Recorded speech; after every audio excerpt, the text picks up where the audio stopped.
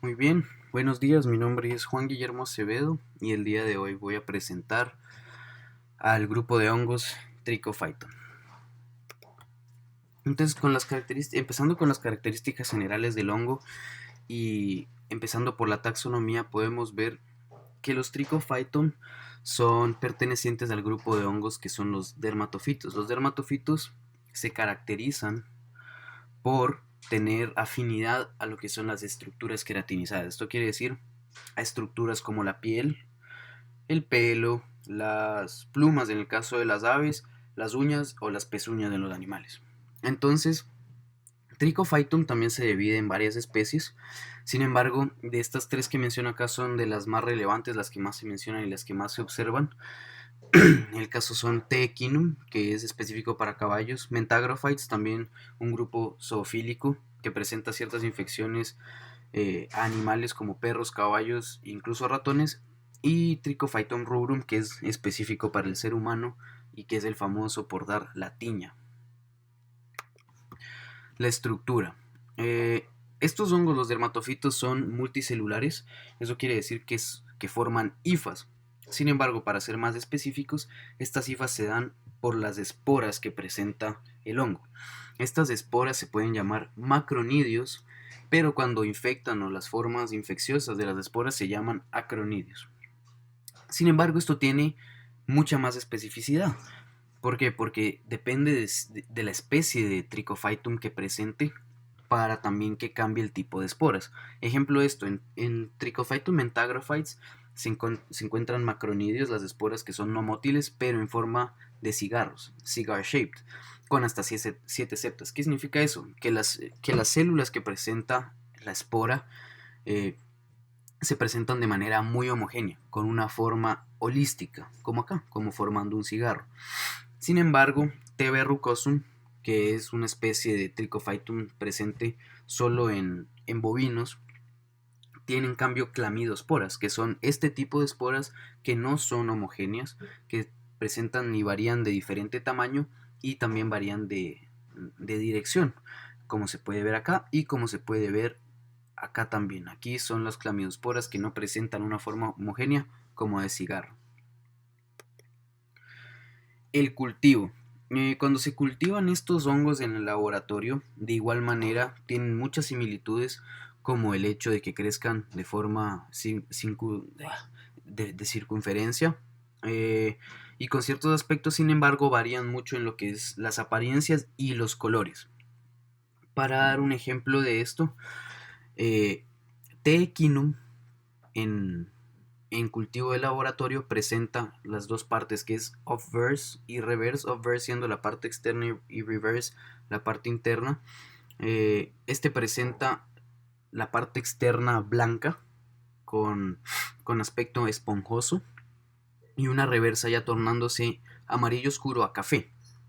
T. mentagrophytes en cambio, que igual crece en agar, tiene un obverse, una parte externa de crema oscura con aspecto polvoroso y una parte interna ya tornándose café oscuro. Es decir, que este ejemplo de esta figura que vemos acá es un ejemplo de un cultivo de T. mentagrophytes. Y por último, T. verrucosum tiene una parte externa blanca coloreada y una reversa en cambio blanca pálida. Estos igual tienen requisitos específicos para crecer en cultivo. Por ejemplo, Trichophytum equinum requiere para su crecimiento ácido nicotínico. Eso quiere decir que para poderlo cultivar necesitamos un medio rico en ácido nicotínico. T. mentagrophytes, en cambio, necesita crecer en agar urea y esto es por su capacidad de hidrolizar este compuesto. Entonces, este va a ser el mejor medio para que crezca T. mentagrophytes. Y por último, T. verrucosum requiere tiamina para su crecimiento, por tanto, medios ricos en tiamina serán lo mejor o lo más recomendado para que crezca este tipo de hongos. Hábitat. El hábitat de los dermatofitos y de los Trichophytum se divide en tres, que es el grupo zoofílico, geofílico y antropofílico. Esto quiere decir, grupo zoofílico se requiere al grupo de los hongos de Trichophyton que están afines a los animales y que crecen y habitan e infectan animales. El caso es como T. mentagrophytes, que afecta, como ya mencioné, a perros, caballos e incluso a ratones, depende de la variante. Y T. verrucosum, presente solamente en ganado bovino, que crece solamente en este tipo de animal. El segundo grupo es geofílico, que son el grupo que está relacionado a la tierra. Son hongos que crecen en la tierra, pero asociados a compuestos queratinizados en descomposición. Entonces, cuando el animal entra en contacto con esta tierra, obtiene el hongo. El animal, uno de estos es de Trichophyton simi, y el grupo que está asociado a infecciones de este son los monos. Y por último, el grupo antropofílico. Esto quiere decir el grupo que solo afecta a seres humanos. Los ejemplos están T. rubrum y T. scoenleini. T. rubrum es el más conocido por dar las tiñas en seres humanos y la micosis en las uñas del pie. Está claro y es clave mencionar que el grupo antropofílico casi no presenta zoonosis a otros animales y que presentan respuestas inmunes mucho más leves que el resto de grupos de estos hongos. La transmisión. La transmisión de este hongo, al ser asociado a tejidos queratinizados, se vuelve una transmisión directa. Es decir, el tejido queratinizado tiene que estar en contacto directo con otro tejido, con otro animal o con alguna estructura que tenga el hongo para poder infectarse.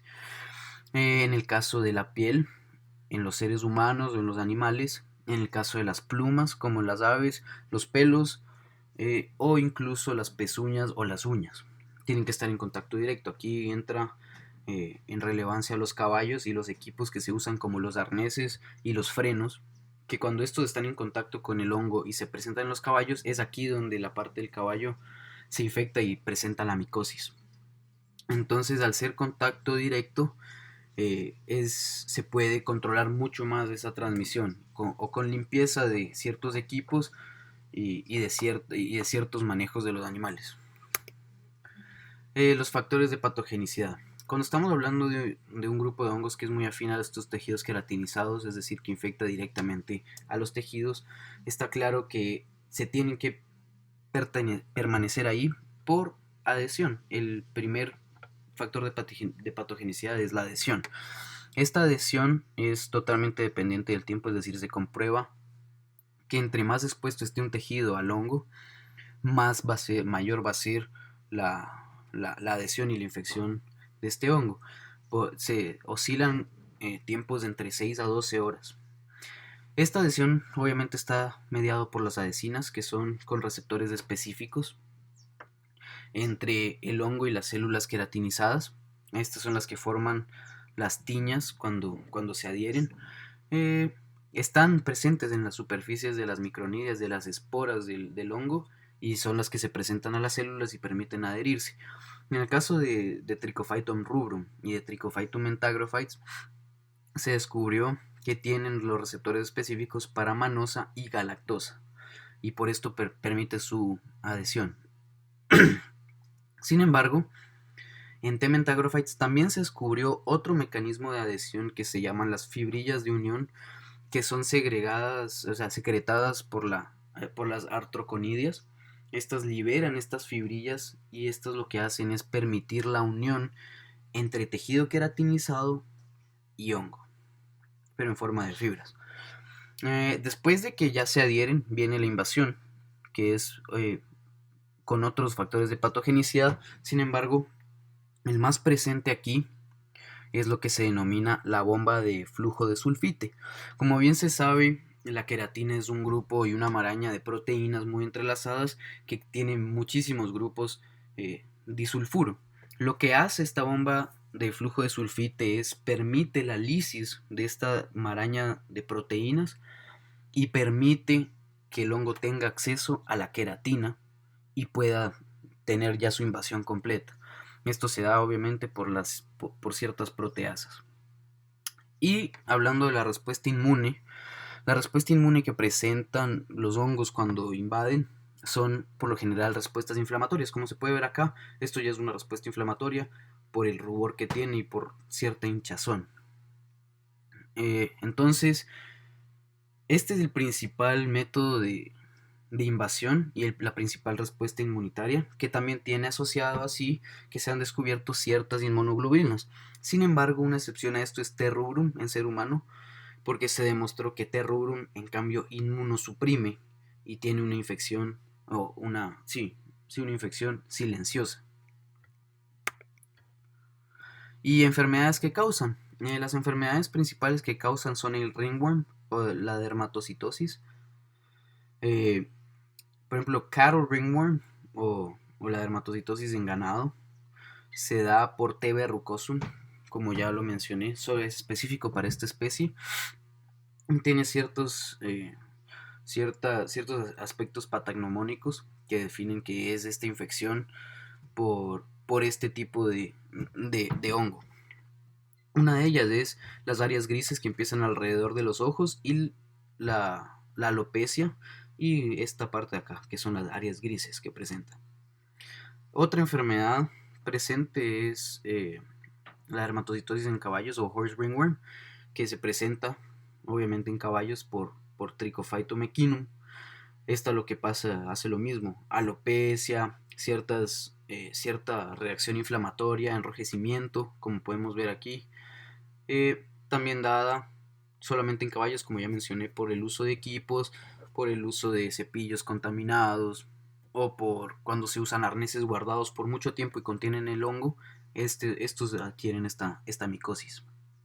Controlada muy fácilmente por la limpieza de los equipos, la, un limpiado del caballo y un mantenimiento mucho mejor y más específico y mucho más, sí, con mucho mayor trabajo. Y por último, uno de los que presentan, en el horse ringworm también se puede dar por mentagrophytes, por T. mentagrophytes como ya mencioné, no solo por T. equinum, sin embargo este es el más común para esta especie.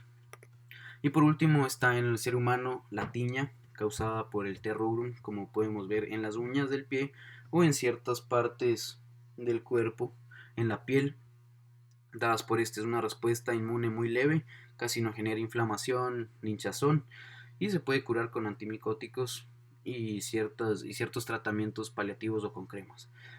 Y eso es todo por hoy, la presentación de Trichophytum equinum. Muchas gracias, Vero, y hasta luego.